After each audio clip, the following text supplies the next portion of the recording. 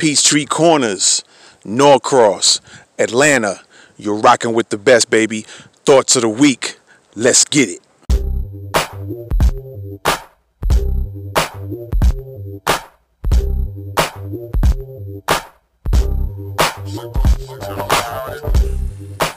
Welcome everybody to Thoughts of the Week podcast. And this episode, I told you guys that I wanted to start doing some interviews, and one of the subjects I wanted to touch on is definitely martial arts, combative, self-defense. And lately I haven't been seeing, and over years, you don't really see too many black martial artists or black people that's into self-defense, personal protection, combatives, things of that sort. And so I was checking out some social media posts, and one of the guys that I was looking into was this guy that I'm about to interview now by the name of Manny OG.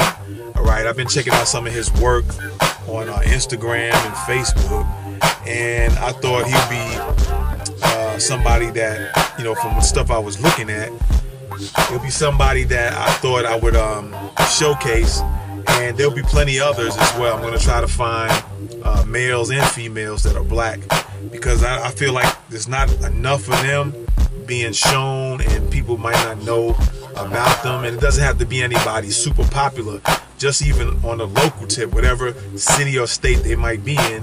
If I come across that, then I'm going to try to get in contact with them and do some interviews with them. All right, and I think it'll be beneficial as well for adults as well as kids coming up, so they can see a lot more of black folks who are really into this stuff. All right, and then of course get some perspective, get some tips, advice to go along with it. All right, so with that being said, let's take we're gonna go into this interview, Manny OG. All right, so check it out. There we go.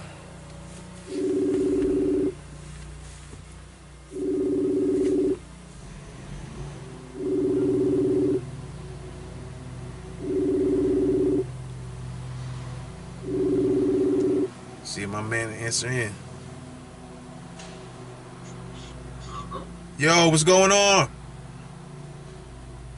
Yeah, what's up? Manny, what's up, man? Okay. First of all, I want to thank you for even taking this call, number one. I appreciate that, man. How's the weather out there on your end? It's a bit chilly and warm at the same time. The British weather is really funny. I trust it. I got you. All right, man. So for one, what got you started into the martial arts? I think when I was little, Wesley Snipes. You said Wesley Snipes? Yep. What in particular? Movies or what? His movies. I just like the way he fought. His movies, mostly one of my favorites was Passenger 57. Yeah. And the other one's Money Train. Those two films really inspired me into martial arts. Okay. I know, but I didn't go into it officially. I was just like, playing around with friends back then when I was a kid and all that. Right. And one other person, I don't know if you know him. I think he's retired now. Lauren Avedon. Okay, I never heard of Lauren Avedon. Yeah, I think the second No Retreat, No Surrender film. Okay. The kid there. Yeah, that's another person that inspired me into martial arts, and I started off with kickboxing. Okay. Years ago. I did that for about 4 or 5 years, and then I moved on to Taekwondo. Okay. Taekwondo for about 6 years. Okay.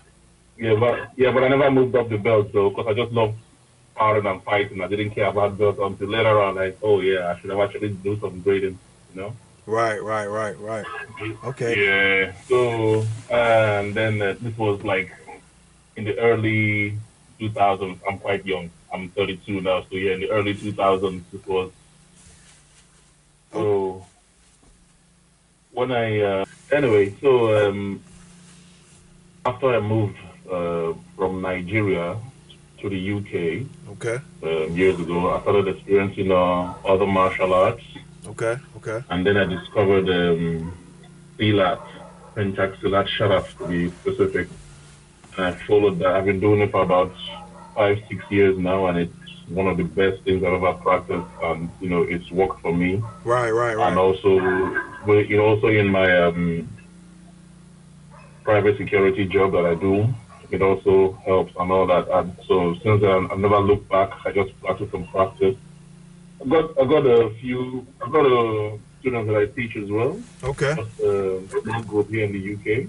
All right. Yeah, so that's the brief of my martial arts journey. Okay. Okay. Yeah, because I was going to ask you if you actually taught other students, but you answered that question for me. So Okay. so yeah. When you was mentioning Wesley Snipes, and I guess you know that he's into the martial arts as well. Yeah, yeah, Yeah, yeah, yeah, yeah. yeah, yeah. So how often do you train? Because I look at some of your work on Facebook and Instagram, and I see you got a lot of videos doing a lot of different workouts and exercises as well, and doing weapons and stuff like that. So how often do you actually train? Every day. Every day? Okay, okay, okay. Yeah, I give myself like at least 2 hours a day Hmm. if I'm not working. If I'm working 2 hours a day, if I'm off work 4 hours Okay. straight, I like to train. Yeah, Right, right, right. the other thing that it's like my own kind of high. I don't know. Yeah, I don't know if it's just me, but whenever I don't train, I feel this sense of guilt Yeah. driving me. Okay. Yeah, I It's understand. like proper guilty. I'm Yeah. like, nah, I must train. So if I go in, I put like a few hours in. Like I said, if I'm busy that day working, I got two. If I'm not, I put in like 4 hours, and make sure I do it. Especially during the night, because the family will be in bed, and I just sneak out into the garage, my own gym, and do my thing. Right, right. But I train every day, every day. Okay, okay. And you said you work for are you currently working for a private security? Yeah, I used to do that full time, but now I do it part time because the climate changed here Right. over the few years, and also so not to get myself into trouble with other people, I just stop that and focus on my actual expertise, which is computer programming at the moment. So I'm currently working from home as a programmer, Okay. but once in a while I go out and do some like private security jobs, just to because it's there, it's available, not because I actually want to do it. Right, right, right. Right. Okay. Okay, cool. Have you ever been into any actual altercations during your job? Oh, plenty, plenty. It comes with the job, that's the thing, but just have to deal with it. I have. Okay, okay. Yeah. What what lessons have you learned that you can kind of pass on to people who might be listening to the podcast in regards to actually reality, dealing with confrontations and having to do things physically? What tips can you pass off to people? Let me say this. Oh, What have you actually learned from some of your experiences? one thing, the first thing that I've learned, and I learned that the hard way, is never respond to an incident without backup. Ah, yeah. Never Gotcha. go without backup. Gotcha. Gotcha. And yeah, I had a situation where I was trying to like pick somebody out of a particular residence venue actually, Mm-hmm. and he was, resistant. So I had to like force him out. While I was doing that, piece of his friends jumped on me, Mm. and yeah, and it was an all-out brawl. Wow. Before my colleagues knew what was happening, it was like 40 seconds gone, and that 40 seconds can either take your life or cause serious damage to you. Right. Right. Right. Yeah, so Man. that's one of the first things. Yeah, and the second is keep your head on a swivel. Ab- Always keep your head Absolutely. on a swivel. Absolutely. That's awareness. No matter how good you are in self-defense, if your awareness is zero, you're basically dead. You know, I usually say self-defense is actually 90% awareness Mm. 10% physical training. There you go. Okay. You must be aware. You must be aware of your surroundings. There's many people who are skillful fighters, skillful martial artists, but they haven't got sense of the environment. They don't know how to master the environment. Now, sometimes it's not just being aware, it's the mastery of your environment. So, for example, let's say you're going into a house for the first time. Right. For me, the first thing I look for is the closest exit apart from the one I'm coming in through. Mm-hmm. You know, if there is none, then I'll look for a way to stand by the one I just came in through. Right, right. Or I stay close to a window. I know I can easily break with something and I'm out. But you never know. Yeah. Nobody prays for all these things to happen, but sometimes it does. Right, right. You go into a street for the first time, or maybe not for the first time. You always watch all the angles, see if there's a spotter. Because sometimes people who are standing on the street are not just standing. Sometimes they are spotters. You don't know if they're after you or someone else. You never know. Sometimes we in private security, people call us paranoid, but I'd rather be paranoid and safe than than aloof and unsafe. Well, I understand where you're coming from, and yeah, you're right. A lot of times it's the awareness that gets a lot of people, because I would look at the news a lot, and they'll show different crimes that took place and different incidents. And there was a few incidents that happened a few months ago where there were some shootings in the mall. Somebody got in an argument, and then some shooting started ringing out, and somebody actually took footage of it. And I was just watching how I was watching the video. Then I would explain to my girlfriend and some friends, like showing them different things about how aware these people were, and how unaware they actually were when the incident started happening. And so it was like a learning moment for them, because they didn't. Every time I see something, I go, they wasn't aware what was going on around them. Oh, that's what happened. Yeah, every time. I'm like that as well. Yeah, I'm like that as well, especially with the students and sometimes my family as well. I tell them when something, I'm like, look at this way he went wrong, this way that went wrong. Sometimes they find you boring, but it's good education. Yeah. Nevertheless, another way that this awareness has helped me, I can vividly remember this one. Sometime I think last year, no, 2 years ago actually, 2 years ago, this kid came into the bar I was working, and I just didn't feel right about him. I just noticed something just said, frisk this guy. I'm like, okay, how do I do that? Then I just did, what I call a dynamic frisking. You're walking about frisking people. They think you're giving them a handshake and a hug, but you're actually frisking them. Yeah. Okay. And then I realized he's got a blade. Well, I felt the handle actually from the hip, on his hip. Okay. And I called him to one side and I listen, mate. I know you've got something on you there. Why don't you just pass it along and let's just. I don't want to cause any incidents. Right. We argued about it. I'm like, listen, there's two ways it's gonna happen, right? I either take it off you and injure you in the process, or you try using it, I'll take it off you and injure you in the process. Either way. Right. Then, when he saw I was serious, I took him to a corner away from the CCTV just to do him that due diligence, Right. Took him there and just took the knife off him. When he brought the knife out, honestly, right, the longest kitchen knife I've ever seen. About 13 inches long, plus the handle would be like 15 inches long. Wow. Sharp, like a proper chef's knife. Yeah. Wow. And nobody knew. My colleague, I had 3 guys working with me that night. They didn't know. The manager of the bar was standing there, but he didn't know what happened. I had to call him outside and say, this is what I took off someone. He's like, how do you know that? I said, forget about it. You have to be. Yeah, because they are not aware. They're just standing there looking for customers coming in and paying money and all that. While, those of us that actually take this job seriously, absolutely, we know what we look for. Yeah. Yeah. And later on, we'll find out that the guy has got mental issues, just looking for someone to start thinking there's people after him. So imagine if you had kicked off that night and stabbing people around.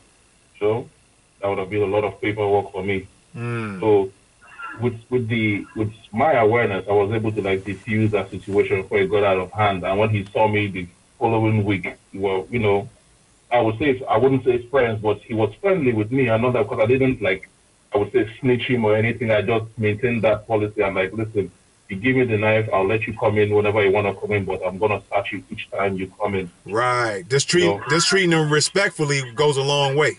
Yeah, Yeah. yeah, of course, of course. When you do that, people become allies. Not as much friends, but allies. Right.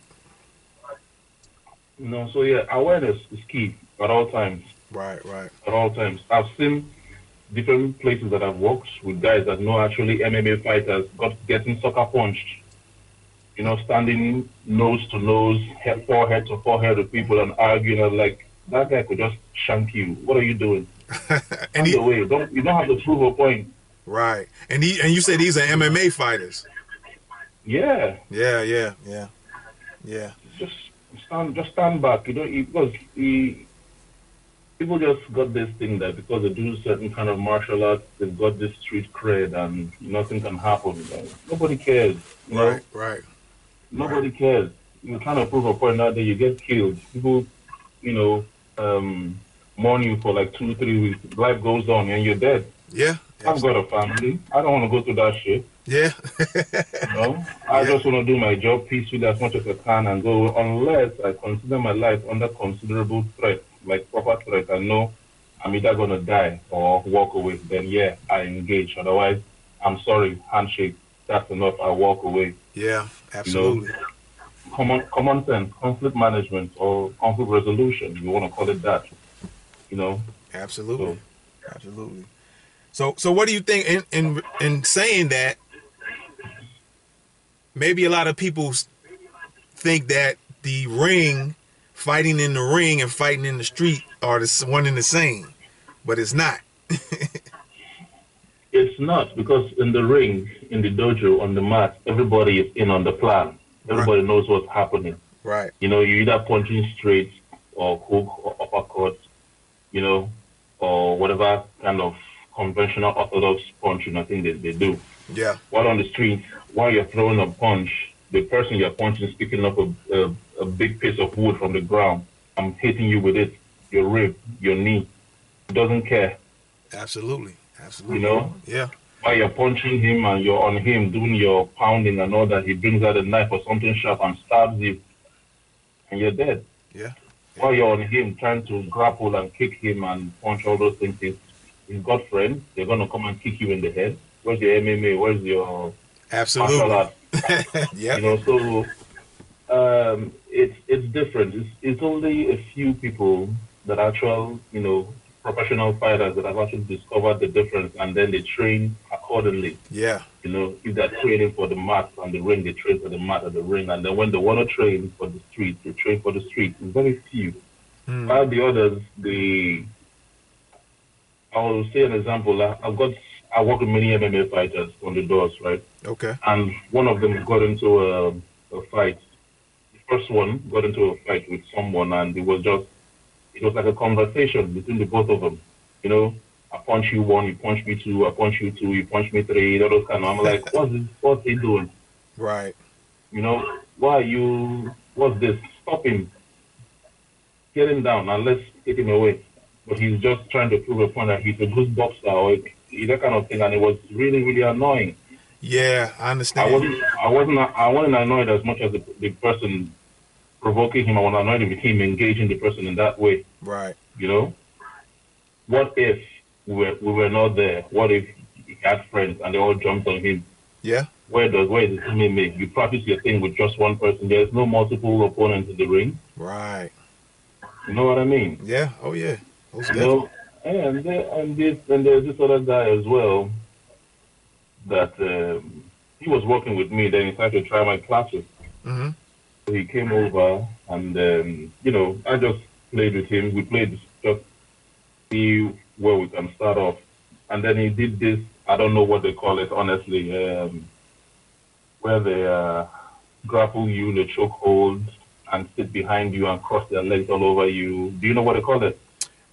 While you're standing or while you're sitting down? No, you're sitting down. I know what you're talking about, but I can't remember what they call it. But they got you in a sleeper and they wrap their legs around your waist. Yeah, Yeah. that's what he did. While he was doing that, I brought out my karambit and tried to slice off his femoral artery. My Oh, karambit it's a training karambit, but it's metal. right. I did it hard enough for him to feel the sting. He jumped off. I'm like, okay. And he's like, why did you do that? I'm like, that's what I'll do. I think I'll be tapping. I'm not tapping out. Exactly. Yeah. I'm assuming trying to kill me, so I'll kill you first. I mean, yeah, I'll pass out eventually, but you die in a few seconds, and I'll wake up and walk home. You know. That. So it's sorry. Go ahead.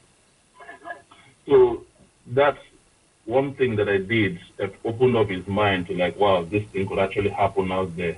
You know. Yeah. There's people actually going about with weapons. I mean, in the U.S., so where you are. Yeah. It's probably legal to go about with your open carry, firearm, or blade. While here, it's illegal. Oh. But there's still people doing it.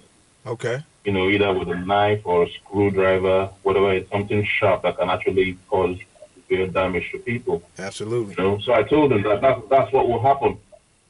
Someone like me, I'm not going to bother. I'm not going to try and exchange punches and throws with you and kicks and all that. It's too tiring. Right. You know, I'm just going to obliterate you and be on my way home, you know? So, Absolutely. Yeah. So when they ask why, I say, well, because that's what I trained for. I haven't got that stamina to stay in the ring and fight for you for 2 hours. Right. Or all those. I haven't got that stamina. Right. I train for like that. They get it done quickly. That's how I train. Right. And leave. Like one of my mentors say, wreck shit and leave like you were never there. I like that. Mm-hmm. Oh man. And I also told him that I train like an old man. Mm. I'm 32, but I believe my mentors when they say old age and treachery beat youth and vigor. Okay. Old age and treachery beats youth and vigor. Youth and vigor, yeah. Okay. So sometimes when I train, I use that mentality that I want to be treacherous in what I'm doing. Absolutely. I don't want to be a gentleman. I'm not a gentleman. I don't want to be a gentleman when I'm fighting. Absolutely. I want to be as treacherous as possible and get shit done and leave. Yeah. So that's just basic, my basic mentality when it comes to martial arts or the street, as it were. Yeah, I was gonna ask you that, and as far as like what's your philosophy of the streets, because I agree with what you're saying. That's my mentality too, and being from where I used to work, as law enforcement, that was the mentality that you have to hurry up and get in, take people out, because you gotta cuff them, get them out of there, because then you got crowds of people that want to get involved after a while, and so you got to really do your thing quick. And it looks like we're on the same wavelength here, because I seem to be answering some of the questions where you are. Yeah. Yes, indeed. So, were you you said you were taught by somebody? Have you ever done any self-teaching, self-study on your own as well? Oh yeah, I do self-study every day. I did today. I've got books, I've got videos, I've got material that I train with. If I maybe later on I might take a picture and show you. Okay, yeah. My one part of my wardrobe upstairs in the house is like books, martial arts, security, self-defense, different stuff. Both Salat, Muay Thai, different stuff. Just getting ideas of what will work for me, because the thing is, you are different. I'm different. Right. My coach is different. Everybody's different. What works for you sometimes physically might not work for me, depending on our physicality and on our flexibility or agility. Yeah. Dependent. So if you punch straight, doesn't mean I have to punch straight, even if we've got the same principle, the same mindset. Mm-hmm. So I look for ways to adjust it to how I would do it. So I view martial arts as a template. I view it as a template. It's there. You've got that. Now make it work for you. Right. So just because someone did the double backflip spinning hook kick. doesn't mean you should do the same. Right. Yeah, if you got a gun, just shoot the person and be on your way. Yeah? Oh What? man. You know? Yeah, So yeah. that is I train, you know, I actually do self study all the time. I create videos of myself, then I watch it over and over. I'm like, oh, okay, this is something I've done wrong. I missed that part. I didn't snap well here. I didn't do enough breathing here. Uh-huh. My twisting, my hip didn't go right. Do it again. Till it becomes, second nature and natural for me. Then I move on to the next thing that I believe I may be lacking or I want to improve on my own. Right. What do you think about shadow boxing? Like practicing on your own and doing a lot of shadow martial arts on your own as a form of training. I believe it's good. Okay. I believe it's good, especially if you've got a good imagination. If your imagination, I would say imaginative skills, so to speak, it's good. Okay. Visualize your opponent in front of you. What are they doing? What are they going to do next? How do you want to counter? And shadow box or shadow spar accordingly. Okay. Okay. Yeah, especially now that we've got this lockdown going on globally. Oh yeah. Everybody's going to be forced to do that anyway. So, Yep. Most definitely. Most definitely. It's also a good workout as well. Oh yeah. Yeah. Most definitely. What in regards to the students you train, do you take the same mindset as far as, like you mentioned earlier, which I also agree with? I have the mindset that you gotta train for any type of circumstance as much as you possibly can. For instance, if you end up on the ground, you got to learn how to deal with fighting from the ground. If you end up close in a clinch, you got to know how to deal with fighting in the clinch. If someone pulls out a weapon, you got to know how to deal with that. And as far as that mindset, do you train your the students you teach the same mindset in regards to that? Yeah, I do. But with regards to mindset, the first thing that I do before I start teaching anybody physically is mindset. Right. I let them know you are here to learn how to defend yourself, to learn how to fight in the street, as it were. I'll always use those words exactly. So if you're looking for sports or fitness, that could be a byproduct of what you're about to do. Here, we fight. Here, we'll learn to deal with threats. Here, we'll learn how to manage conflict. Okay? Right. And then I let them know that you have to develop a violent mindset, but a calm demeanor. Right. Right. Your mind, you should, when you look at someone, you must have killed that person 1,000 times and over in your head, but you're still smiling at them physically. Mm-hmm. That's what we do. That's what the teacher prepare your mind. There's gonna be bruises, there's gonna be tears, and sometimes there might be blood. Right. Don't freak out. It's weakness leaving your body. If you might as well get used to it here than outside. And sometimes training is gonna be really disgusting. By disgusting, I mean sometimes what I do, raw egg, right? Put it in our mouth and train for like half an hour without spitting out. That's what train of disgust. When they ask why, I say, okay, what if you're in a situation where there's blood and piss and shit all over the place, but you still have to fight and get your way out? Do you think you're gonna have the time to be wretched and vomiting all over the place? No, you won't have that time because you want to get out. Absolutely. So withstand that disgust and save your life and treat yourself for any stupid germs, whatever you might have contracted later on. So things like that. And then when it comes to like the physical aspect, now you mentioned going on the ground and all that. I usually say try not to get on the ground. Right. If someone's trying to get you on the ground, let go and disengage. Because the ground, the pavement arena is different from when we train safely in the dojo or on the mat and all that. Right, right. Your body might not be as conditioned as it to withstand the pressure from a concrete floor or concrete ground or whatever the place is you're fighting on. Also, environmental factors. There could be sharp objects on the ground, so you don't want to be rolling with someone on the ground. And also, there could be the person could have weapons on them. What if you haven't got your own weapon? Right. You don't want to be on the ground struggling with someone, and then they bring out a weapon, and then they shank you with it, or maybe, shoot you if Right. they have got a firearm on. But if you do get on the ground, fight your way back up. Right. That's what I usually do. Then I show them how to like fight their way back up and all that, because staying on the ground, I disagree with it. I disagree ground with. I train ground fighting. Right. Don't get me wrong. I train ground fighting, ground wrestling, and grappling. It's all involved in this a lot, But I try not to stay there.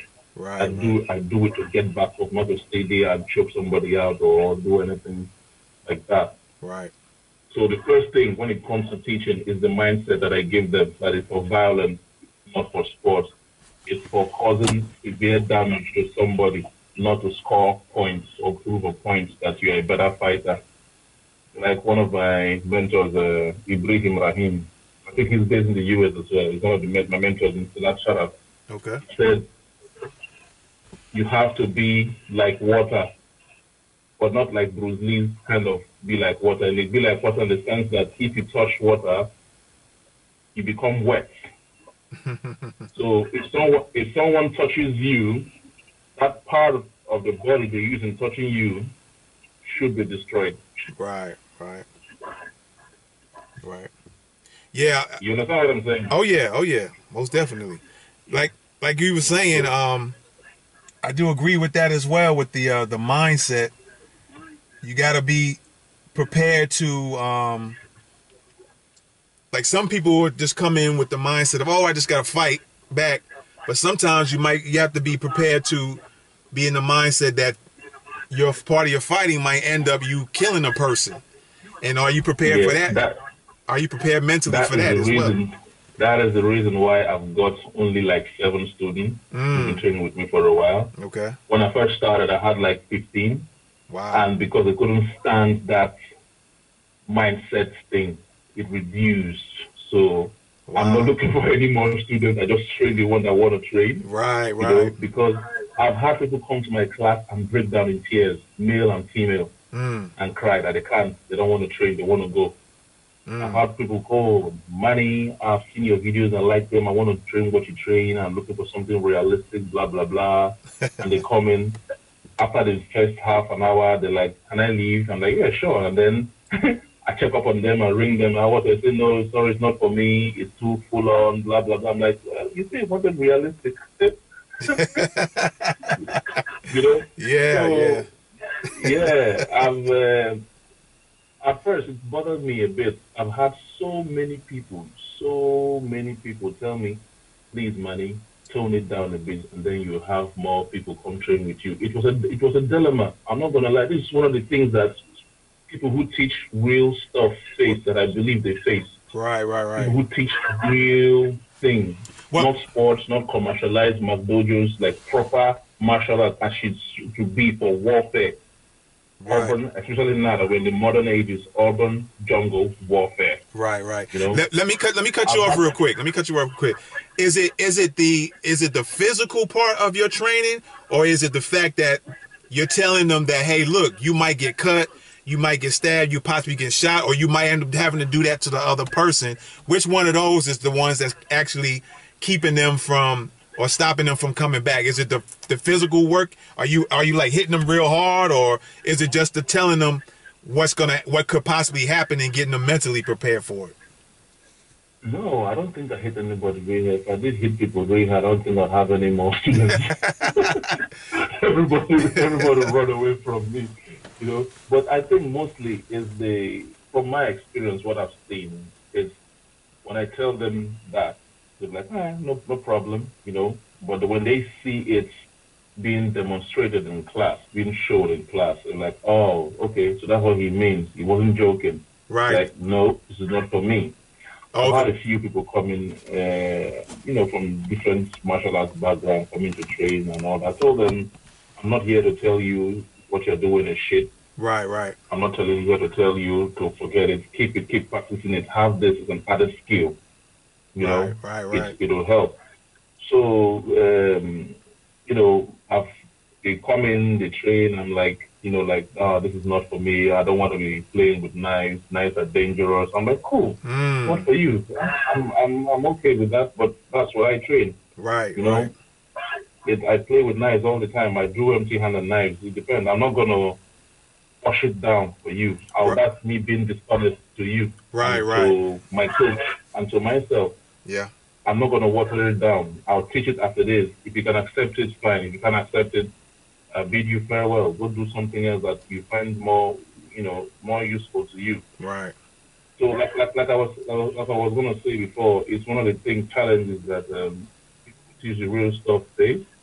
People coming to you that the reasons why you don't have students. Honest, I'm not shitting you, brother. Yeah. I've had I would say they've been teaching for like 20, 15 odd years before I started teaching. They come to me and say, Manny, the reason why you don't have students is because the training is too hard and you're not making it fun. I'm like, what's more fun than playing with knives and doing it safe? It's not sports. What you do is a sport. All this freestyle kickboxing that they dress like clowns with all over colors all over themselves and all that. Right. What you do is sports. What I teach is self-defense. It's realistic. Right. The streets ain't gonna. The streets are not gonna play with you. So why playing in they're not. Nobody's gonna be doing all those hiya. Yeah, exactly. And then score 1 point. Then the referee separates you. Score another point. Nobody's doing that. No refs in the street. Everybody wants to win. Everybody wants to survive. What I teach is survival. Right. It's not sport.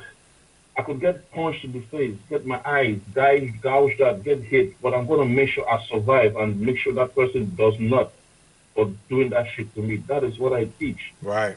I tried watering it down, and I'm not going to lie to you, it didn't go well.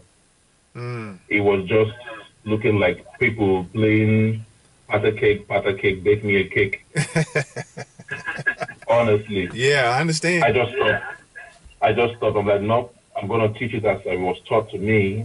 Whoever wants to learn, learn. Whoever doesn't want to learn, be on your way, because I'm going to have to be honest, Right. It's putting them in danger, letting them think they're learning something useful, that when they get in danger, trying to use it, it fails, and who gets the blame? Me. Yep. You know what I mean? They'll be like, where did you learn from? Oh, it's money. Yep. Oh, his shit. But from what I know so far in this local area that I live, no one has got any shit to say about what I do. Because they're either scared to come try it, or they've seen it maybe online, or see someone actually use it somewhere. They're like, okay, yeah, I know that. I know, not shut up. I know what it is. Right. So yeah, it's like I said, it depends on the person, one. I don't hit people too hard. I just show you what to do, show you, places. I mean, everybody, for those who practice deeply, they know pressure points and all that. That's mostly, in the style that I do, that's mostly what we do, what we attack. We'll make sure if we are striking, we strike to break. Right. Not to cause bruise, to break. Right. But although in class, it's done, in a safe way. So, nah. Yeah. Nobody's crippled yet in my group. I heard that, man. Yeah, so that was another thing I was gonna say, is that what is your mindset or your philosophy on striking targets? Because I'm big on studying the body's targets and what the targets do when you strike them, so that the more you kind of study it, and the more if you get into the real thing, then you automatically through training. Because here, for example, an exercise I would do off and on is whenever I go to the store or a mall or something like that, I would, as I'm walking, I would watch people, when you're walking, people come past you in one direction and come past you. So I start studying. I'll say, okay, their hands are down, what targets are available right now if I needed to strike them? I say, oh, the side of the neck is open, or the temple is open, or if they had their hand up and they were scratching their head, I say, okay, now what's available now if I were to be fighting them right now? And I would do that training. Kidneys. Huh? I mean, your hands are up, the kidneys are open. Right. And I would just study a person. Like I might be at the register and somebody might be putting groceries onto the register. And I would say, okay, now what is open right now if I were to strike this person? Oh, the ankle is open or the side of the knee is open. And I would train myself to do that till it gets to the point where if I actually get into the real thing, my mind is so much trained so many times to look for open targets that it becomes natural. So I was wondering if what was your mindset on as far as target striking? As far as target strike, I think I would say it's almost the same. Right. You know, one of the first things that I learned in target striking is, you know, we all do this thing where we wait for someone to punch us first before we defend ourselves. And it's like, you know, as a natural thing, especially during classes, sometimes when people train. That's one of the first things I learned to do is destroy that arm that is coming. Right. Either you break it or you make sure the bicep is ripped off. So I'm sure you know much of if you understand Salat, our blocks are not exactly blocks. They are strikes. That strikes, yeah. So if someone is coming at me with a straight punch, I'm going there with a claw to his bicep or tricep. I'm pulling it off him, ripping it off. You know. So that was one of the first things that I learned with that. And like you said, I also look out for targets. One of the easiest one is just going for the bridge of the nose. Right. Whether the hands are up or down. Right. Bridge of the nose is always there. It destabilizes them.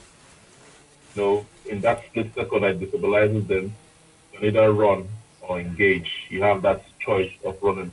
Right. You know, I want to give myself that choice of leaving the scene where it escalates. However, when I haven't got that choice, then I, you know, make severe damage, then leave. You know, so it depends really. Sometimes it depends. I do that. I've got a wooden dummy that I just stand in front of, you know, and just strike whatever comes to mind. Right. You know, just a snappy shot, probably the knife edge or a punch, just on the wooden dummy there. It trains me both for condition and also for, like, you know, the target practice and all. Yeah. So I think it's the same thing. It's really, really good to do that. Visualize all those attacks. You know, when someone is standing close to you and you don't feel really comfortable. If it decides to move funny, what's the first place you're gonna attack? You know, things like that. Right. As far as training practices, for instance, what I would do is sometimes I'll turn on a movie and I'll turn the volume down so there's no sound. And every time the scene changes in the movie, I would throw a strike so I can try to do as fast as I can. That's one of my training practices. It'll teach you to be more fast. Every time a scene changes, throw a strike. And that'll train you for speed with your hand speed or kicks or whatever, elbow strikes. And do you have any practices or any training tips like that? That you might. No, I do not. This is the first I'm hearing of it. Okay. I might start doing that now. Thank you. Yeah, no problem, man. No problem. Yeah, I mean, I think that's a good idea. I haven't thought about that, to be honest. Yeah. I just train, you know, like a regular training for speed and target practice. You know, especially on my wooden dummy if I haven't got a partner. But I haven't thought about that's a good idea. Yeah, like sometimes I'll be in the gym and on the treadmill they have the little TV on the treadmill. And as I'm walking or running on the treadmill, once the scene changes, I'll throw out a strike, and that trains to train myself to get faster. Or you can do it at home and just stand there and watch the TV, and every time it changes, the scene changes, just throw a strike. Sometimes you can throw a combination of strikes every time a scene changes, just to Yeah, I think my family would just think I'm going crazy now. I'm going martial arts crazy. Everybody starts staying away from me. Yeah. Oh man. right, so a couple of more, and then we get out of here, man. One thing that because we was talking about this earlier about fighting on the ground. One thing that bothered me, because one of the things I like to do is I'll actually go on like on YouTube. I don't know if I can find too much on Facebook, but I go on YouTube a lot, and I'll look up a lot of real fights that go on, and just to study so I can learn some things from watching these other fights. And one thing I noticed a lot, whether it's adults or it's kids, is whenever they get on the ground, they immediately start balling up, and they just sit there and let these guys stomp them out and kick them. And I was always trying to think of what can be done in regards to that, because when these kids, it can be like I said, it's kids or adults, and the moment they get on the ground and there's 5 or 6 people kicking on them, the only defense is just to ball themselves up, but yet they're getting stomped in the head, and some of them are end up getting knocked out, and guys are still kicking them as they already passed out. So I was trying to figure out a way to deal with situations like that. And I think just by studying, like you say, you read books, and I do the same thing and look at videos and stuff like that. And the best thing to do that I've come up with so far is to move as opposed to just sitting there, and to keep your hands more freer, so you can strike people's legs or having to block kicks as opposed to just covering yourself up and just kind of rolling back and forth. Have you ever come across that and watched videos like that, and maybe had any ideas of how would you handle that? Many videos. But I'm sure if you go through my Instagram page, you see many of the solo training I do is very low. Okay. I'm always on the low line, like proper low on the floor, squatting and training like that. Because I assume everybody, thing is, because of the MMA craze, right, everybody wants to take you down. Right.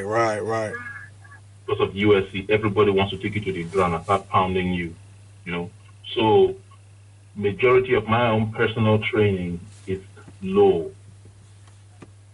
Train on the low line. I mean, if you look in Salat, it's what they call the Harimau. Harimau means tiger. Tiger style of fighting. So I adopt that style for my own self and make sure whatever I'm doing stuff, I'm low, really low. So my targets are like from your bowels, right, all the way down to your ankle. Okay. Because I've assumed you've taken me down and I'm trying to get up, and those are the places I'm going to strike to be safe. Right. From you and probably the group. However, if what I usually do, if I'm on the floor, it happened to me. Like the thing I told you earlier about 6 people jumping on me, it happened to me. I was trying to take their friend out. One pulled me, trying to give me a headlock and pulled me to the ground. I felt the pressure, and I just chopped my chin down. And so instead of instead of a stranglehold, it became a neck crank, kind of almost a neck crank. Okay. When they took me down, the first thing I did, I made sure my chin was still the same place. So I landed on my back, on my lats, my muscle, the lat, right, on the ground. So I kind of like bounced off the ground when I landed because of that. So while I did that, a person was still holding me behind. First, if I remember correctly, the person that I did is kick the friend in the ankle that was coming towards, to throw a kick towards me. And then I rolled onto my side. When I rolled onto my side, did some backhand smack to the person's groin, trying to hold me. And then, more of them came. There were like 6 of them. Oh man, hold on here. You still like vital targets to get me free from these people. Now, when, like you said about moving when you're on the ground, the move that I made when I was held down, I rolled on my side instead of trying to free myself. Now, when you roll,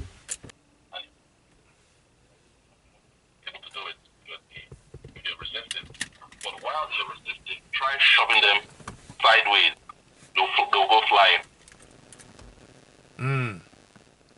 Or try pulling them to you instead of pushing when they are resisting. They'll just come flying towards you or go flying towards the sideways. That is what I did. So because I couldn't get him, to release, from the way place he was, I rolled on my side, and then he let go momentarily. That's when I got away and smacked his groin after kicking his friend in the ankle. Mm. So I always teach that, but for those who are not as I would say experienced in things like this, like let's say martial arts and particular style of fighting, in as much as you're trying to cover, make sure you defend that. There's a difference between covering and defense. Covering is like what you said, balling up and covering yourself and they kick you all over the place. Defending is intercepting the coming kick and then moving on from there. So be on your side, hands up to counter that first kick coming. If you counter that first kick coming, that force that the person is using to kick you destabilizes them because it's been stopped. So the energy goes back to them, it tracks them. They've lost balance. From there, you can roll over them, and they go dropping, and then you get up. And now his friends wouldn't want to kick if you are mixed up with him, because they might kick their friends. You know what I mean? Right. It depends on the scenario sometimes. And then from there, you get up. Right. But learn to move. That's one of the things that people don't do. Like you said earlier, learn to move. Right. People just stay there. I usually teach my people sometimes, like, no matter how crazy it gets, make sure one hand is blocking, one foot is kicking.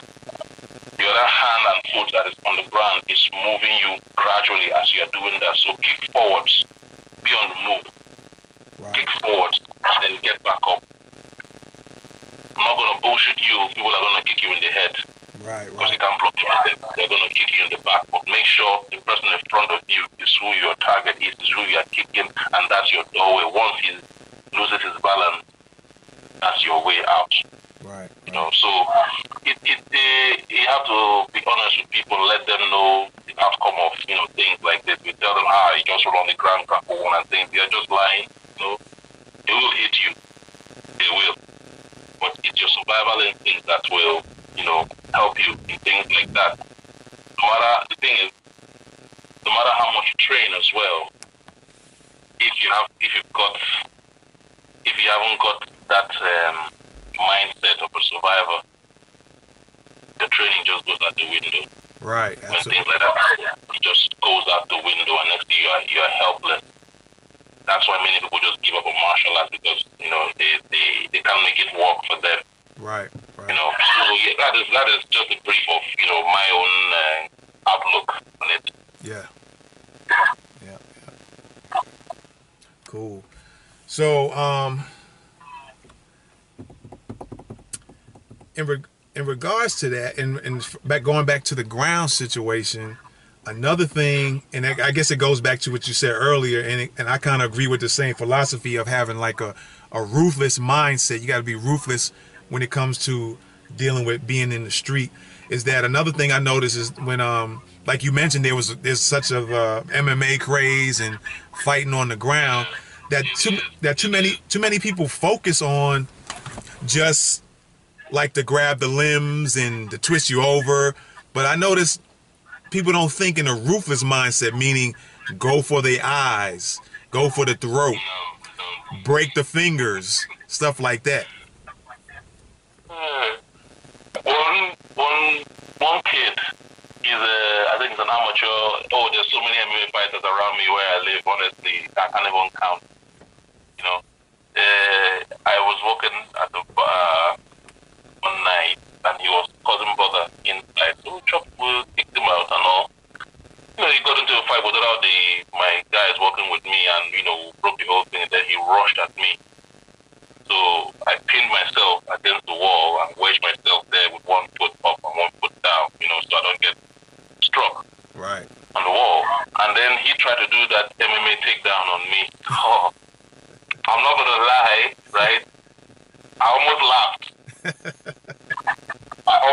I'm like, this kid, look at his spine open, look at his neck. I could just punch his neck and he would fall. I could just elbow his spine and he's crippled. I could pull his ear. I could bite his ear.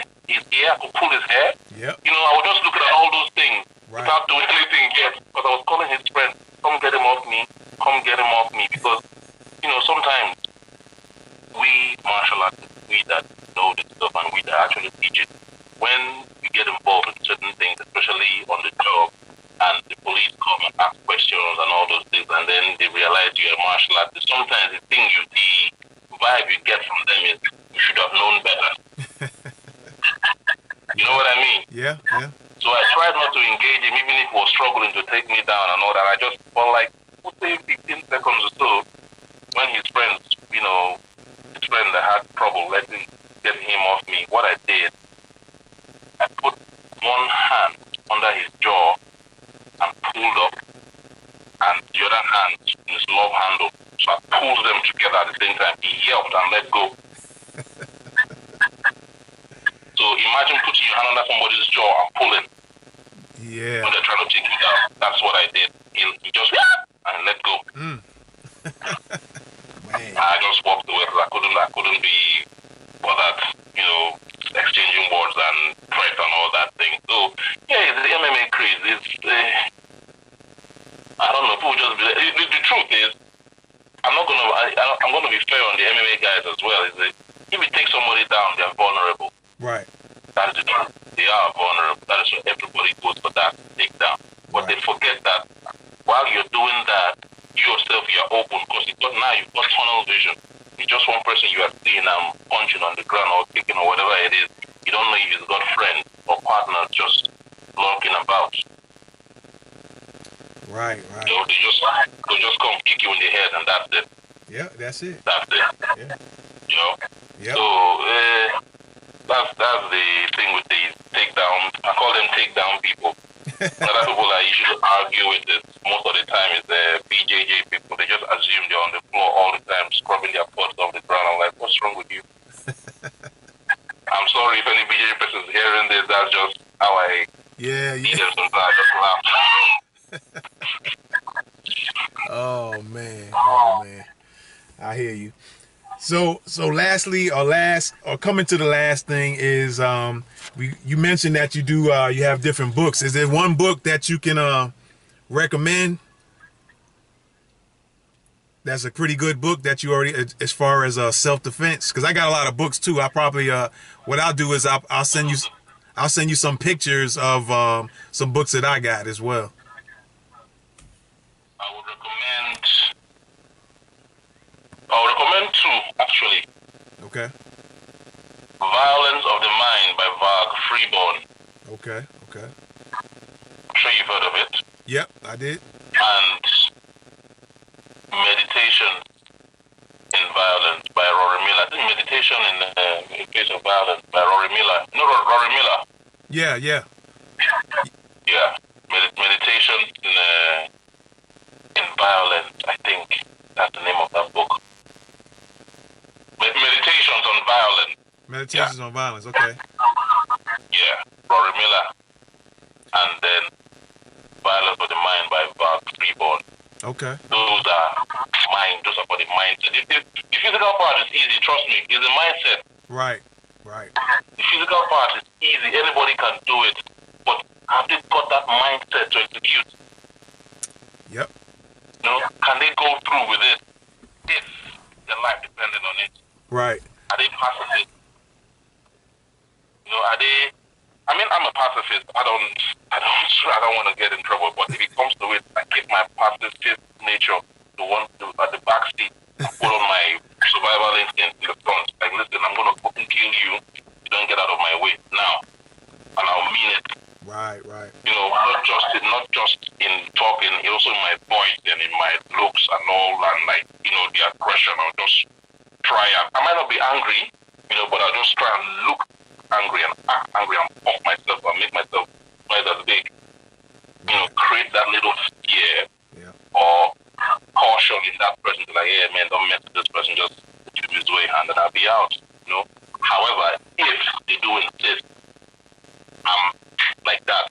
Yeah. I'll just from 0 to 100, and I'll leave like, I wasn't there, because you have to. World is not nice. It's not like years ago, things like this are not that crazy. But nowadays,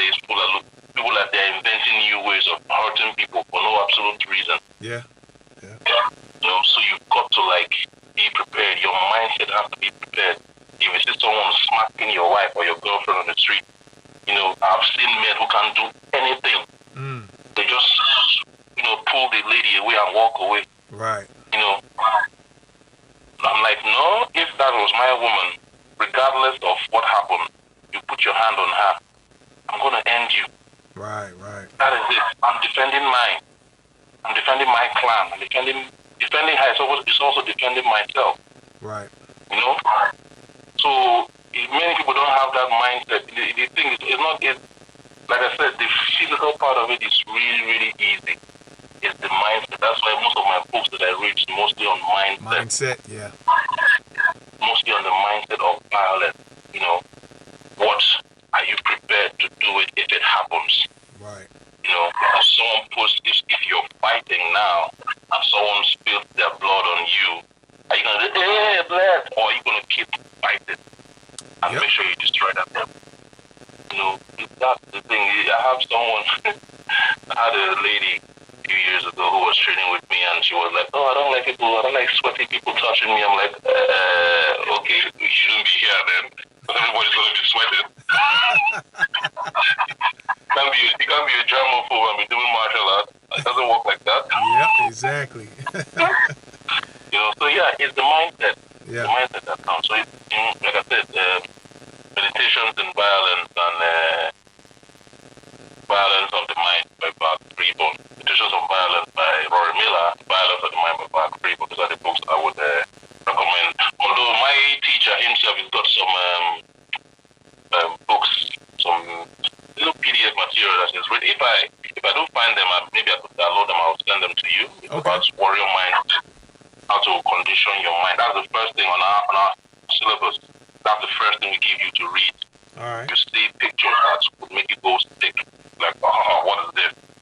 Preparing your mind that you could face something like that. Can you stand it? If you see someone someone's head getting chopped off in front of you, and you stand it and fight your way out of it, are you going to be freaking out and let them do the same to you without giving them a bite? Man. You know, things like that. So, yeah. I mean, a little bit of background about my teacher. He's been funny. His life is funny because anywhere he is, there's always conflict. Right.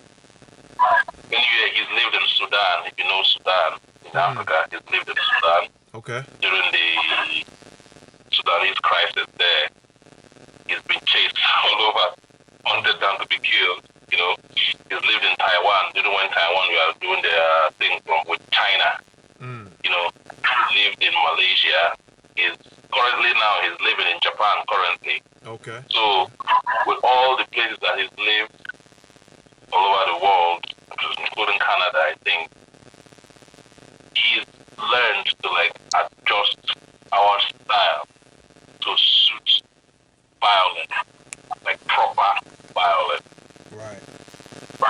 You know what I mean? Like, if there is chaos now, right. Let's say the pandemic kicks off now, and people are going to Mad Max mode. What are you going to do? Are you prepared? Right.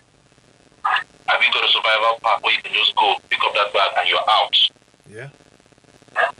You know, those are the kind of things, you know, that many people don't, you know, think about.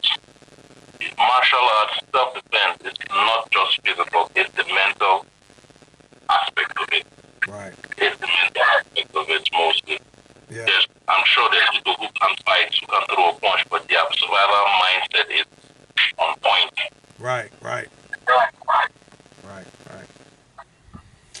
Yep, absolutely, man. I agree with you, man. So, hey, again, like I said, I want to thank you for this interview, man. I appreciate it. Yeah, I'm glad I did it. But thank you for having me. All right. Real quick, just give everybody your social media, maybe your Instagram, Facebook, and anything else you got, so people can check you out. I've got my own page. It's called on Facebook. It's called OG Combat Academy. That on Facebook and on Instagram, OG Combat Academy. And you know, see what I do for the time there. Okay. Yeah, that's it. Okay. All right. right, cool. My style is Salat Sharaf. Salat Sharaf. Yeah. Okay, cool. SHARAF. Gotcha. Salat Sharaf. Okay. Yeah. So Gotcha. you can also look it up as well. It's on Facebook as well. You just look it up. It's there. You see our own style of fighting and our mentality, our principles, and how we do stuff. Cool. Man. All right, man. I appreciate it. Again, for the folks who end up listening to this episode, you can check out my website at surviveandprotectonline.com. That's surviveandprotectonline.com. On YouTube, Survive and Protect on YouTube, Facebook, and Instagram as well. And again, my man Manny OG, I appreciate you, man, for the interview. And maybe we can do it again. I appreciate, man. Thanks for having me. All right, bro. All right, take care, my man. All right, take care. You too, bud. All right, man. Take care. Bye.